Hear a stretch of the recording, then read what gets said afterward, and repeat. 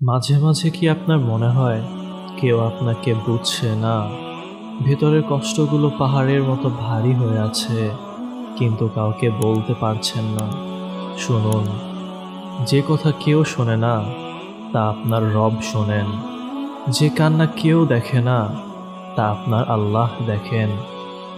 এই রমজানে আপনার সমস্ত অভিযোগ নিয়ে জায়নামাজে বসে যান। দুনিয়ার মানুষের কাছে চাইলে তারা বিরক্ত হয়, কিন্তু আল্লাহর কাছে না চাইলে তিনি রাগ করেন। সিজদায় লুটিয়ে পড়ুন। আপনার চোখের জল আল্লাহর কাছে অনেক দামি।